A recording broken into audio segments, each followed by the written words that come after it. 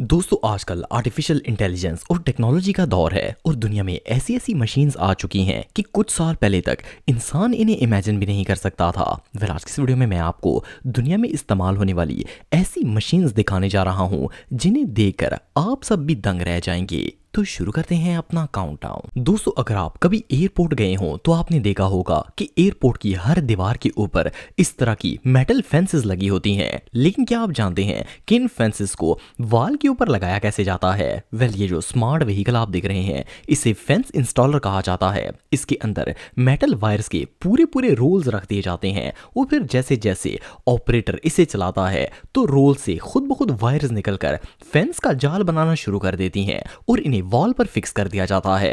ये प्रोसेस वाकई में देखने लायक है। दोस्तों आप सब लोग ये बात जानते हैं कि अगर लोहे को जंग लग जाए तो इसे साफ करना बहुत ही मुश्किल काम होता है। लेकिन ये जो मशीन आप देख रहे हैं इसके लिए तो ये काम किसी फन से कम नहीं है। इसे फाइबर लेजर टेक्नोलॉजी कहा जाता है और इस टेक्नोलॉजी की मदद से सालों तो क्या सदियों पुराने जंग को भी आसानी से साफ किया जा सकता है। ये मशीन लोहे को इस तरह नया कर देती है जैसे वो अभी फैक्ट्री से निकल कर आया हो। मेटल साफ करने के लिए इससे बेहतरीन चीज और भला क्या हो सकती है।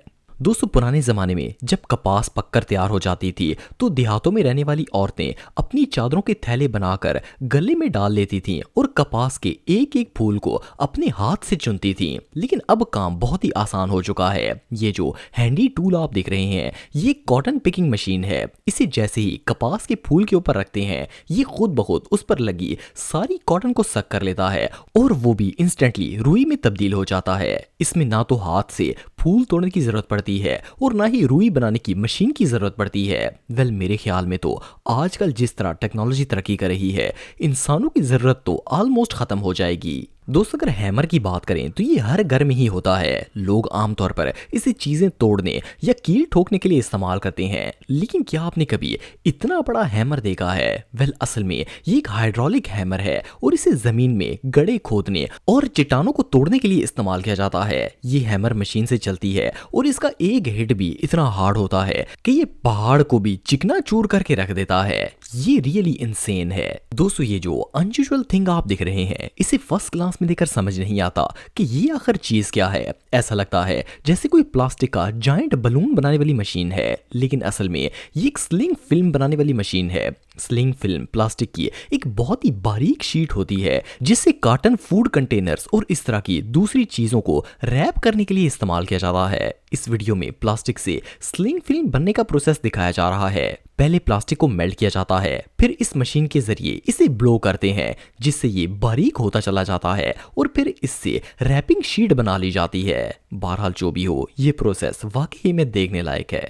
दोस्तों आमतौर पर जब किसी जगह नई सड़क तामीर करनी होती है तो इसके लिए पहले से बनी हुई सड़क को तोड़ना पड़ता है। पहले ये काम वर्कर्स हथौड़ों और अपने हाथों से किया करते थे, लेकिन अब जदीद टेक्नोलॉजी ने इस काम को इतना आसान कर दिया है कि इसे देखकर लगता है जैसे ये काम कभी मुश्किल था ही नहीं। ये जो व्हीकल आप देख रहे हैं इसका नाम रोड डिमोलिशिंग मशीन है। इसके अंदर गैस सिलेंडर्स की तरह नजर आने वाली हैवी ब्लॉक्स मौजूद होती हैं। जैसे जैसे व्हीकल चलती है ये जोर जोर से जमीन पर गिरते हैं और रोड को क्रैक करते जाते हैं। इसकी मदद से सालों से मौजूद मजबूत एसफॉल्ट टूटकर टुकड़े टुकड़े हो जाती है और इसे आसानी से ट्रकों में लोड करके ले जाते हैं और वहां पर नई सड़क बना दी जाती है।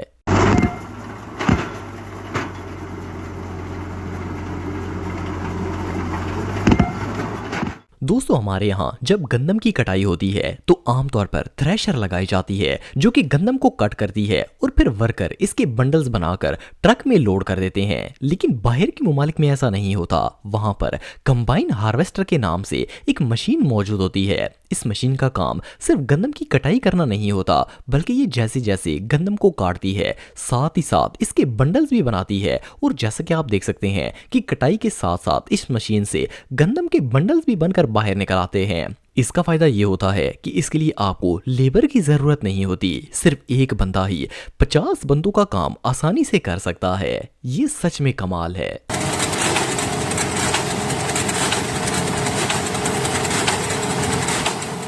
200 समुद्रों और दरियाओं में प्लास्टिक बैग की पोल्यूशन का मसला तो पूरी दुनिया में ही चल रहा है। पहले तो इस गार्बेज को साफ करना बहुत ही मुश्किल और टाइम टेकिंग काम था और इससे सी क्रीचर्स भी तबाह हो रहे थे। लेकिन अब इस मॉडर्न टेक्नोलॉजी ने ये काम भी काफी आसान कर दिया है। ये जो मशीन आप दिख रहे हैं, इसके साथ एक जायंट पाइन लगा होता है जो कि पानी के ऊपर मौजूद तमाम ट्रैश को सक कर लेता है और पानी से सारा कचरा साफ हो जाता है। मजे की बात यह है कि ये गार्बेज पिकर सिर्फ पानी पर ही नहीं बल्कि जमीन पर भी बहुत ही जबरदस्त तरीके से काम करता है और इसे किसी भी सरफेस को साफ किया जा सकता है। वेल, ये मशीन वाकई में बहुत काम की है।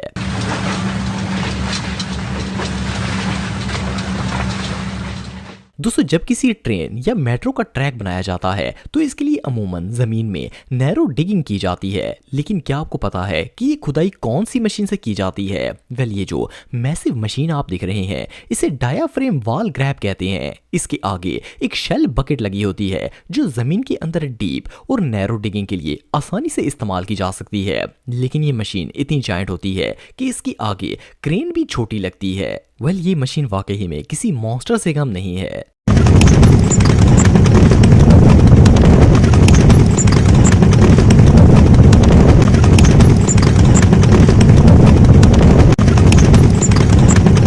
दोस्तों, आप सबने मुर्गी के चूजों को वैक्सीन लगाने के बारे में तो सुना ही होगा। फार्म में अक्सर इन्हें बीमारी से बचाने के लिए वैक्सीन लगाई जाती है।